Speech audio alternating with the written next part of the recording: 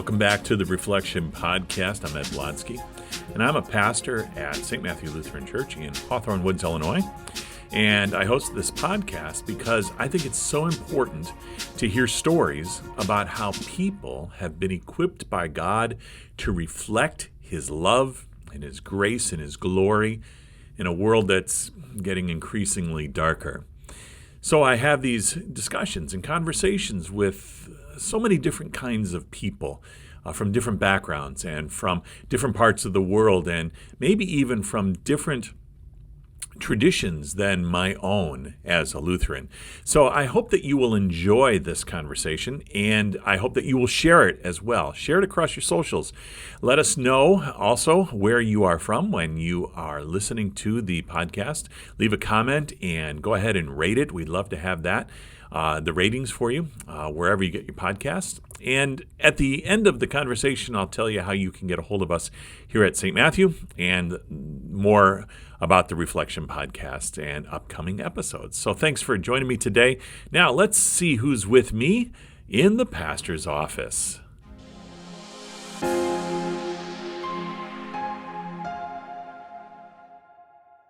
In the pastor's office with me today is Cindy Koch. Am I pronouncing that correctly, Cindy? Koch, actually. Koch, very good. I'm all sorry the about Germans that. tell us. It could be a lot of different ways. We say it wrong. Yeah, Okay, a lot of different ways to say it. All right, Cindy Koch is with me today, and welcome. Thanks for joining me today. Thanks for having me. All right, so I was looking at some biography information on you, and that's actually what prompted me to ask you to be on the podcast today, because it certainly looks incredibly interesting, and I think that you might have something that will be inspiring to the people that watch this podcast. But you know you better than anyone else other than maybe your mom and dad. So I thought maybe you could introduce yourself to us and we could hear it from your own words. All right. Well, I'm here in beautiful Ventura, California, which right now it's raining a little bit. So that's odd for out here. As you know, it's not a lot of rain. I'm here with my husband, who is a pastor in the area, Ventura Lutheran Church. And my 5 kids, 2 have left the nest, which is great. One's in New York. The other one is in Oregon somewhere. So only 3 living in the house right now, but responsible young adults. They're great kiddos. And I think right now I would call myself a writer. I've done a lot of different things, and writing is something that I'm pretty focused on right now. So I have, a couple books out there, and I'm almost ready to launch my 3rd one. We're in the very final stages of picking the cover, that type of thing. So that'll be coming up pretty soon. And I don't know, just kind of day-to-day life out here in California. So what do you like to write about? What are some of the things that you put in print for people? Well, definitely theology. It's been just a lifelong love of mine to be able to explain things that we read in the Word of God in a way that people can understand it. I think that kind of started with my kids. I have 4 daughters and then 1 son who's the youngest. And so growing up with these girls, I wanted them to understand, just what our faith meant, that kind of stuff. So a lot of my writing was focused towards them in the early days. Just how do you get a young girl in this world to even understand what the cross means or what the gospel means, that sort of stuff. And from there, I think it's kind of launched into a more inclusive way of speaking, not just to my daughters, kind of out how does somebody who has no experience with theology hear it, understand it? How can we speak it better so that those images that we know so well as Christians will come alive for them? That makes sense to me. If we can explain our faith and we can explain God to our own family, we could do it to other people as well, their peer group, the next generation. And that's interesting. I don't have quite that experience as you do. I have 3 children as well. They're all grown adults, but they're men. In our family, even the dog's a boy, and so I have no experience in that as well. But I can't imagine it being vastly different. It sounds like your children may be a little bit younger than mine, but getting them the gospel from an early age Mhm. certainly sounds like it translates into I need to do this for other people as well. Um, Yeah. do you go out and talk to other groups of people as well? Yes, I do. It's a lot of times women. I've done, big groups of men and women. I think it's because I had girls and I'm very comfortable talking in that setting. It's mostly focused around, women's ministry, women's Bible studies, those sorts of things. But absolutely, I talk pretty much every year at the Best Practices Ministry. I don't know if you've heard that, out in February, and have just some great conversations with all types of people from all over the country, that kind of thing. And yeah, I go to other places, lead retreats, that sort of thing as Yeah, well. best just to catch people up that may not be familiar with it. Best practices is something that our church body puts on. It's a weekend or thereabouts. I think there are two of them, one in the Midwest and one in Phoenix, and the one in Phoenix is appropriately in February because nobody in the Yes. Chicago area wants to stay in the Chicago area in February, which is where I am. I would love to go out, and we have sent actually my tech ministry guru here at our church went out to practices and came back with just on fire of how we It's can really reach fun. so many people. Yeah, it is a great resource, not just for our particular tribe of the church in the Lutheran Church Missouri Synod, but for so many people because we do live in a multicultural world. There's so many different perspectives on things and how things are done. And so I love that you're reaching out to other people, not just in writing, but also in speaking to them in larger groups. It's coming up on the podcast, and but by the time this podcast goes out, I have already talked to both Matt Popovitz and Tanner Olson, who kind of do the same type of thing from Sure. different perspectives as well. And I just wanted to go back a little bit in your history too. Talking with them, they both grew up in the church and did professional church work. You kind of come around this a little bit differently, from a different perspective that I think is so very, very important. You're in the church. You've gone to what we call the Concordias, Right. and are continuing on. It looks like you've done your undergraduate at Concordia Irvine, which is we affectionately call it here in the Midwest Concordia on the beach, although it's probably Yeah, not. pretty much. It's not And directly on yeah, the beach, but pretty close. right. And actually, my associate pastor here at St. Matthew, where I serve as a pastor, is a graduate also from Concordia Irvine.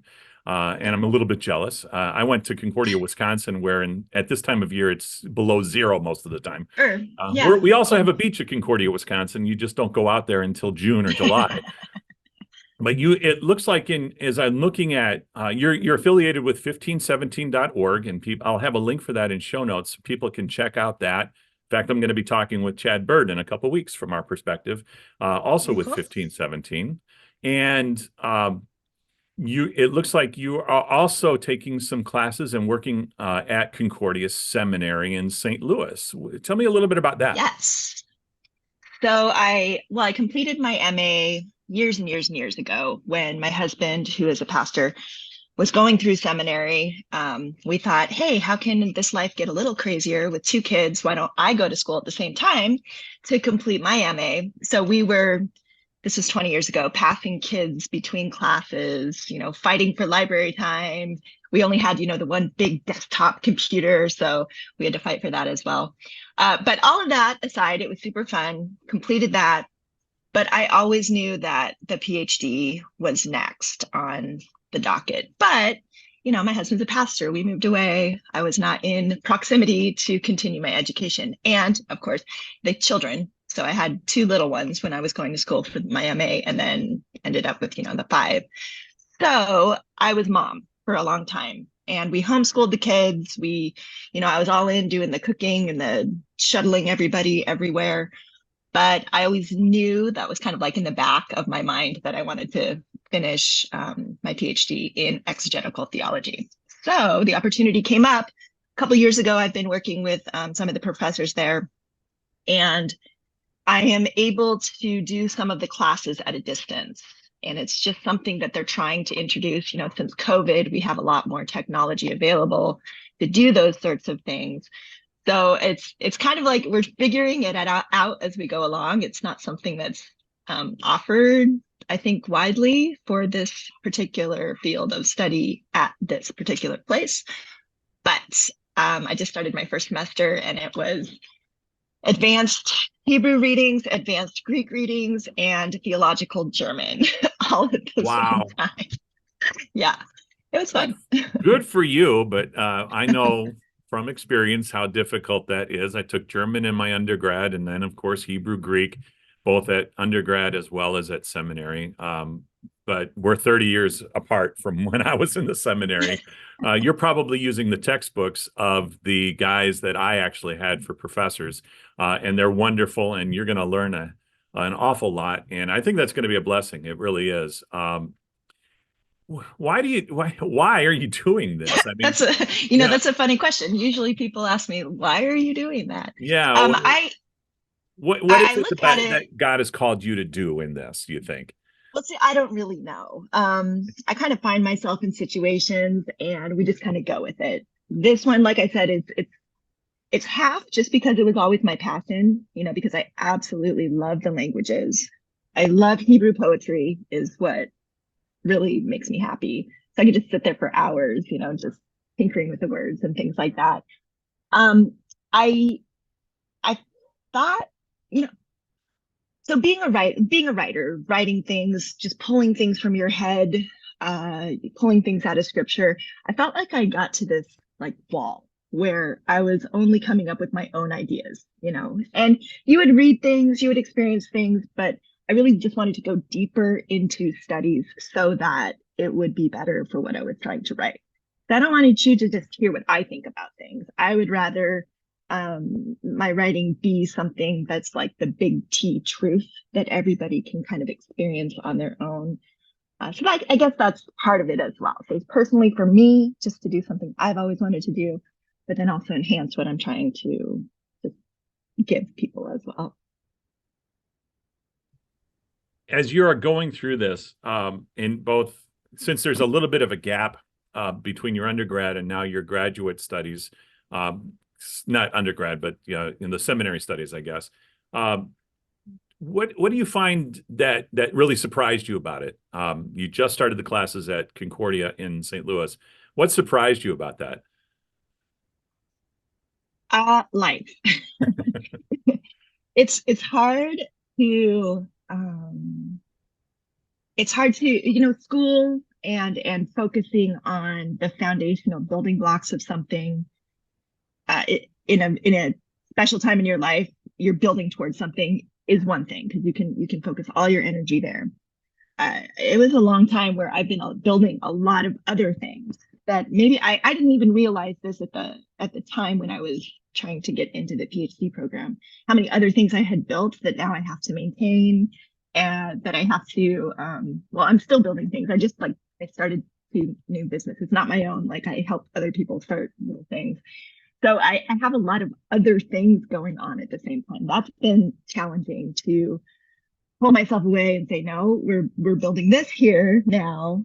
And then at the same time, having time to maintain all those other things that have already been built. So let's talk about the things that you do write about and how that reflects God. This is a reflection podcast. That's what I call it. That I talk to people how they're reflecting God, and one of the questions that I've thrown out there to other people that I've talked to is that Christians, followers of Jesus in the 21st century, are no less called to reflect God's love than they were in the first century, 2,000 years ago. Do you see that people may be uniquely equipped today to carry out that calling? And what are some of the challenges that we face today that maybe surprises a lot of people? I think that there is a general two things. I think there's a distrust when you start talking Christianity, you start talking religion. with those outside of the church who have not experienced this, or maybe they've experienced it in pieces. There's a general distrust when you start talking theological things about God, about faith. So I think that's maybe unique, or it's gotten kind of worse over time. And I think that's because those conversations are kept out of popular society these days. So, you look back 50, 100 years ago, the church was just kind of part of what everybody knew. There was a general literacy, God and faith and belief, those sorts of things. So you almost have to come at, I believe that you almost have to come at a faith discussion in a way that people won't expect. So you can kind of maybe liken it to a good fiction book where, a fiction book is always taking you along on a story, but you don't always see like the deeper meanings and the deeper truths that it's like poking at you, So you go along, you get caught up in the story, you get caught up in the conversation, and all of a sudden by the end, you're thinking about bigger things. You're thinking about, love, or you're thinking about, relationships, or, some sort of death and life. And I think the biblical story is like the greatest fiction. It's not fiction, the greatest story. What's the greatest story ever told, right? And it can be told so many different ways. And I don't think there's a limit to how we can speak it to other people as well. So even if we're not using the right words like God and, faith and heart and soul, we can still tell this story in a way that affects people. I think it was C.S. Lewis and Tolkien, giants of literature in the 20th century, as well as powerfully public Christians. Their conversation was that Tolkien had told Lewis, the Christian religion, the story is a myth, but it's a myth that happens to be true as well. Right. It's Yeah. mythological, it's epic in scope. How do you convey that? You raised your daughters and your son that way. How did you tell them about Jesus? How did you approach them? Because kids have a different perspective than when we were their age, I think, of how the world Absolutely. works. Number one is conversation, and you can't be afraid to have their conversations. One of the things that I did with them early, which you'll see on the 1517 podcast network, there is Family Style Theology, which is a podcast that I did with my kids ever since they were, very little. And so we had conversations about, the stories of the Bible, but then just kind of what they thought about it. As they got older, teenage years, they had friends outside of the Christian faith. They came with questions, but it was always an environment that they were not afraid to just ask questions, have a conversation. So that being said, our conversations were very honest as well. And so even when they started going outside of the bounds of, the rules of the Christian faith or something like that, we were free to speak about those things. So when I write or when I speak, one thing maybe I do more is I try to I don't want to say this wrong way. I try to say it in a different way that you wouldn't hear it normally, but on the verge of maybe almost an offensive way of speaking about Christ and his gifts. Because if you can get out of that comfortable bubble about what faith is, then you can start asking the real questions that hold people back from these conversations. So I think that's really important, just to be honest and create a space that people feel like they can be honest with you. It's true, at least from my perspective, that theology or the Christian story does answer all their questions, but they may not be asking them in a way that traditionally, like I have been trained to answer them as a pastor Right. or as a theologian. And I think you mentioned it, to listen, to have that conversation with them, to be where they are. I mean, Jesus came where we were. He didn't wait for us to find him. He came into our lives, spoke our language, listened more often, right? And talked to people. what is it that children that this generation, I shouldn't say children because they're adults now, but what are they looking for, and how can Jesus answer that question for them? What are they looking? You know, I think a lot of them are really just looking for community. So they're trying to find their people that will accept them, that will love them. And so even so, I was just kind of noticing coming out of COVID, the kind of the polarized communities that we had built from that situation. It was very interesting to watch culture and how it shifted when we all had to be like locked down, if you will. We found the people somehow, whether it was online, maybe you actually had a couple of people that you met with, but you found the people that you like really trusted. And so then when we came out of that situation, we came back into the world, there were like these lines in the sand about these are my people and this is what I'm going to say with these people. And I actually thought that was a great thing because, you know, people are looking for people that they trust. They're looking for those who uphold their beliefs and their convictions and a place where they can feel safe and trust each other. So I would say that's kind of number one. Unfortunately, people don't go to church to find that anymore. And that's our challenge. And that's a good challenge because what it makes us reflect, what is church then? What really is it? Is it just like a book of rules that you have to follow and then you can be part of this? Or is it more than that? Is it a family? Do we talk outside of how you would normally experience things so that we can have this, you know, greater community that people are looking for? That not even that people are looking for, that is actually true.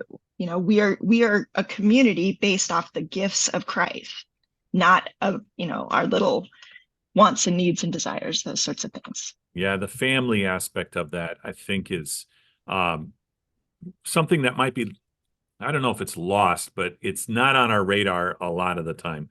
Um, Yeah. from my perspective, what's a challenge for me where I go to church is the church is 160, now going on 161 years old.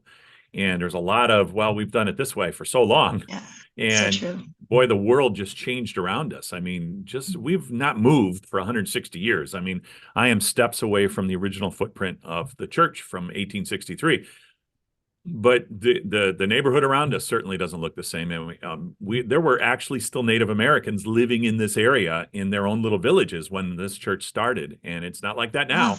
Um, right, right, but right. but the eternal gospel is the same, and it Mhm. and that's the challenge, like what you said for the church. The challenge: what can the church do then to meet that challenge, that to be that place that it was supposed to be always, the family, the community, the that fellowship of that. What can the church today do to maybe revitalize that in our congregations? Mhm. I mean, I really think you just have to look at the people who are right in front of you.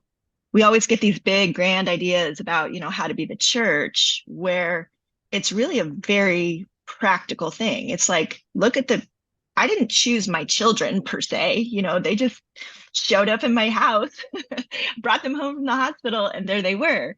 But I had to learn how to love these people that were put into my arms. And I don't think that's any different for any community. You actually just look at the people who are right in front of you and what do you need? Like, how can we do this together? Where are you at with what you think about the world? I think it is harder because we have a lot of other things nowadays too that create community, like social media. Like we're having this conversation, and we live, you know, thousands of miles apart. Uh, so there's a lot of discussion about what does that mean? Who is your community? Who is your neighbor, if you will? I think that can look a lot of different ways. But I think that's part of the answer as well. It can look a lot of different ways, and so you shouldn't be trapped into thinking this is the only way that Right. we can serve each other.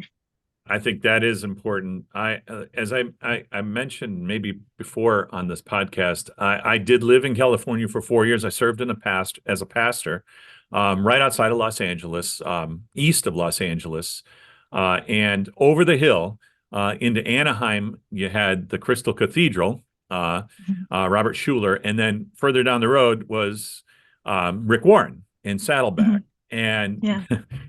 and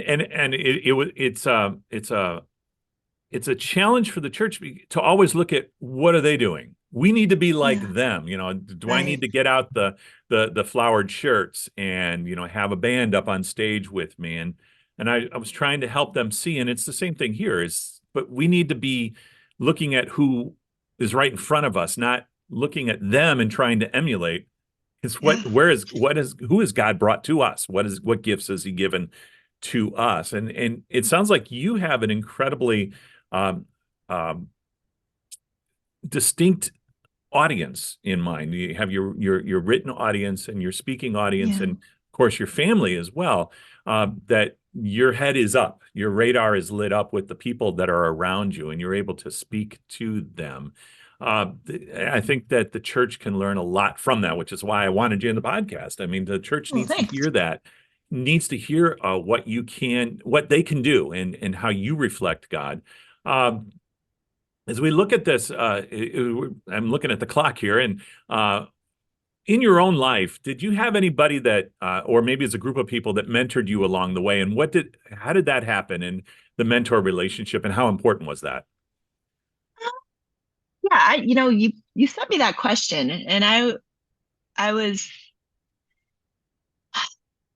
I don't think there's just been one person. There's been a lot of different pieces of my life. I mean, definitely the conversations I have with my husband have been very, very helpful. I kind of think we help each other. He does the church thing, he does the sermon, I'm sitting in the pew, and I can be the worst critic. And I was like, wow, that was really boring. We need to we need to work on that. So we have a good conversation like that, but we can operate out of the original languages together, so we can have some of those deeper, more foundational conversations. Um, so he's been, of course, absolutely great. I think there's been a lot of, again, going back to that community idea, I've just been a lot of really good groups of people that teach me things. Obviously, being at the seminary, taking classes there, I have friends, who are professors who are now, the heads of the chairs of the things and the stuff, but they've stayed friends over the years. You go back to the seminary for the symposiums and you see them again, and you have just these great continuing conversations with those who have actually taught you. Those are good. But then also, so my husband does a podcast called The Ringside Preachers, and pretty much it is just the guys that he went to seminary with, and they just talk to each other.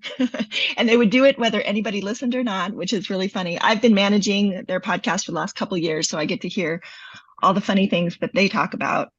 But those guys have been very like boots on the ground, real conversations that maybe you wouldn't necessarily expect from pastors. So I guess just real friends. Because Yep. pastors have a way they should speak to people, and then they have the real way that they speak to each other. They're friends. So they have been really great in almost exposing, I guess would be a good way, exposing that this faith is bigger than just what you see on Sunday morning. So Yeah. I've really appreciated their counsel with things. That's so important. That it's one of the things that has really been on my mind too, is that the church, there's Sunday morning church, and then there's Monday through Saturday being the Yeah. church. So, and I'm actually mulling that over in my head, that something I learned a long time ago is don't just go to church, be the church. And I fall in that trap too. There's a disconnect with the way I talk from the pulpit on Sunday morning to the way I talk either on this podcast or in my everyday conversations with people. I'm trying to bridge that gap a little bit. That I don't want to do that and Yeah. be two different types of people. I'm glad you give me a podcast to search out to. I'm always looking for that. In fact, I'm talking with a previous guest on this podcast of starting it together. We're both pastors. We both went to seminary together, but he's now head of a department at a Concordia, whereas I'm in the parish now. And I thought, yeah, we can do something like that too. It's just two guys sitting down talking about Right. the faith and Yeah. the real life stuff. That Yeah. this is boots on the ground. As my German teacher would say, where the Gummi hits the Strasse, and you know, where the rubber meets the road is where faith really Yeah. happens. Um, Yeah. Okay. what the questions I did for the sake of clarity and full disclosure to people, I do send these questions out in advance to give you a chance to think about them. But your sort of your mantra, your motto for that. So if I give you a billboard and billions of people are going to see this, what do you put on that billboard that you want so many people to know? That is so funny because that's the one question I was hoping you wouldn't ask. I don't know. I think that's too hard. I couldn't do that. I wouldn't know what to say because I think everything has to be a conversation. So Okay. like boiling it down to one little sentence just scares the heck out of me. So let me guide you a little bit about that. What are some of the titles of your books? Well, they're very focused on what I was doing. The first one was called Woman, the Forgotten Story.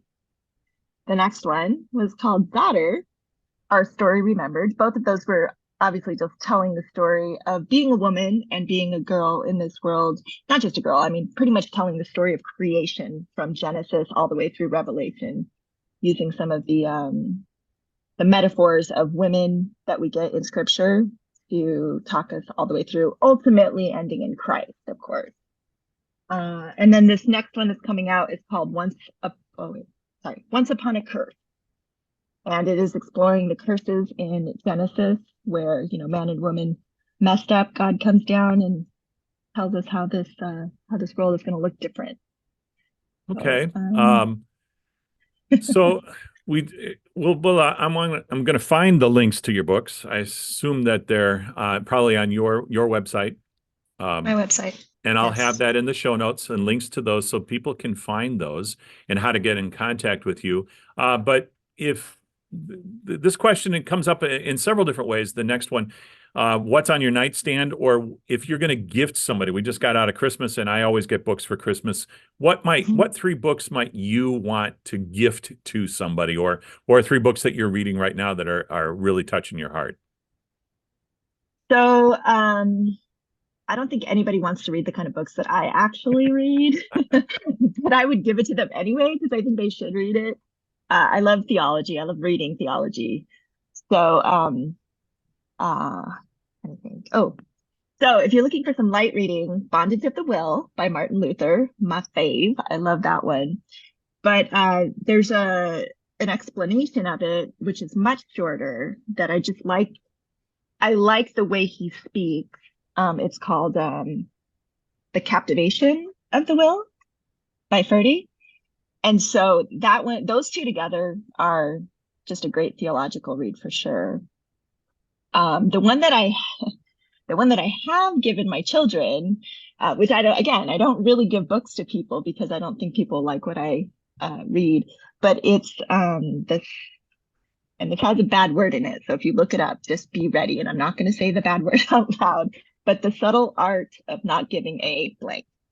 But that is a wonderful book because it just kind of puts in perspective what is important and what you need to be focusing your time on.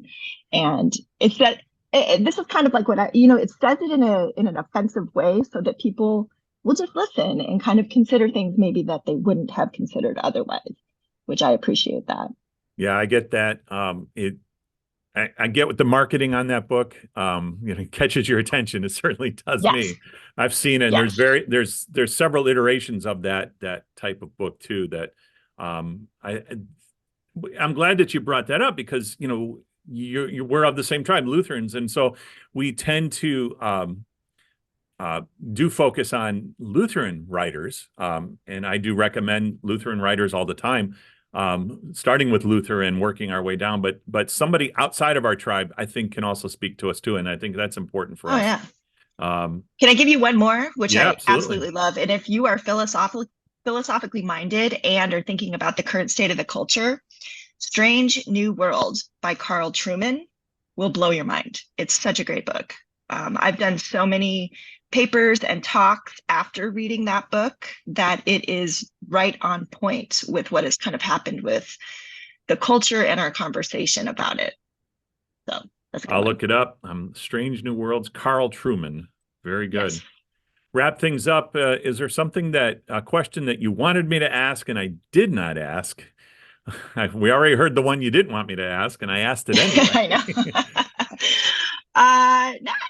No, I think I'm just happy to answer questions and talk about things. It was fun. So where are you going to be next? You're going to be out there so people can find Yes, you, and you got a book coming out. So go I ahead. do have a book coming out. Yeah. Well, I have a lot of my writing on cindykochwrites.com. And I really, I write a lot of poetry that I don't have in other places. Actually, one of my last Bible studies, I have like a weekly Bible study thing that I do. One of my last Bible studies was called Lyrics of Conviction. And it was taking my poetry and kind of giving people their own opportunity to put the faith in sort of a poetic sense. Like I said, Hebrew poetry is my baby. It's what I absolutely love, but I love, writing poetry as well. So you'll find that pretty much just on my website, because I don't really have a spot that fits with with any other thing that I'm doing right now. But it is kind of my passion right now to say things in those different ways. I don't know what it is about poets. I've been jumping in with them. Tanner Olson. That Yeah. conversation's coming up, and I get his Substack every week, and I listen to his podcast. And then John Nunes is also a conversation coming up as well, and he shared with me a lot of poetry as well. He used to be in our area here in the Midwest, and now he's out. I think he's in. I want to say Santa Barbara. I could be wrong about that. Or Santa Monica, one of the two, somewhere in that area, LA area, as a pastor. Okay. He, big time poet as well. Well, I just want to thank you, Cindy. Wonderful to meet you, and I look forward to seeing some of your writings. And if you're in the Midwest, I want to find out and send people to hear you speak as well. I think you've got a great voice that the church and the world needs to hear. So keep up the good work.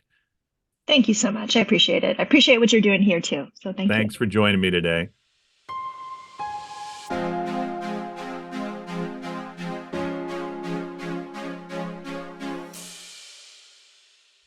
What a great conversation. I hope you enjoyed it. If you'd like to know more and connect with Cindy, you can go to two places, 1517.org, that's 1517.org, and you can go to cindykochwrites.com. I'll have links to those in the show notes, along with links to the books that Cindy has written and the books that she recommended, and also the podcast that she does with her husband, Paul.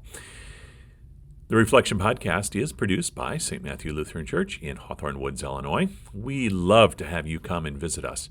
We are about 50 miles northwest of Chicago, but we're only about a half-hour drive from O'Hare Airport. So if you're flying into the area and you find yourselves with some time, we'd love to have you stop by. You can connect with us through our website, and that's stmats.net, stmatts.net. And on the website, you can find the links to all our live stream worship services. Every worship service is live streamed. And then, of course, on demand after that. You can also connect with more of our content. We have devotions and Bible studies and other podcasts. So all of that is found at our website, stmats.net, stmatts.net. We'd love for you to rate this podcast wherever you get your podcast. Give us a like or a 5-star rating. Write a comment or two about the podcast today or any of them, and you can find more episodes of the podcast. We are in Season 2. This episode is in Season 2 of the podcast, and we have 10 episodes per season. So Season 1 is already out there wherever you get your podcasts. Just look for Reflection or St. Matthew or Ed Blonsky, and you can find that. And share it across your socials. Let people know that we are here. We are growing, and we'd love to see more and more people find out how they can reflect the love of God in their lives and how God has equipped them to shine and reflect His love in this increasingly dark world. Thanks for joining me today. Join me again next time on the Reflection Podcast. God's richest blessings to you.